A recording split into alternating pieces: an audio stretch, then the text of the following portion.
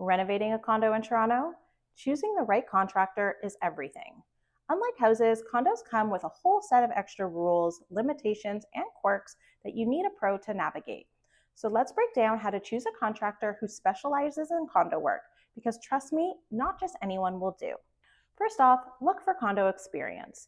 Not all contractors are familiar with condo living, and it shows. You need someone who understands shared walls, limited work hours, elevator bookings, noise restrictions, and dealing with condo management. Ask directly, how many condo projects have you done? And can I see examples? Bonus points if they've worked in your building or nearby. Next, ask about insurance and WSIB. Condo boards require contractors to have proper liability insurance, often $2 million or more, and valid WSIB coverage. If your contractor doesn't have these, it could delay your approval or worse, put you at risk if something goes wrong. Then, make sure they're comfortable with permits and approvals. Many condo renos, especially anything involving plumbing, electrical, or structural changes, require city permits.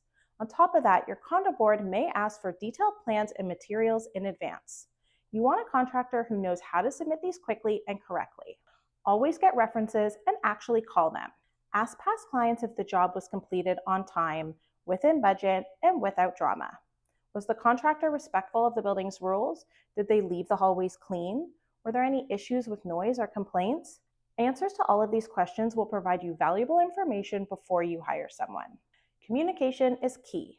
Condos don't leave a lot of room for surprises. You want someone who updates you regularly, answers your questions clearly, and helps you navigate the whole process, from elevator bookings to timelines that work around the building's rules. And finally, don't just go with the cheapest quote. If someone's pricing is way lower than everyone else, that's a red flag.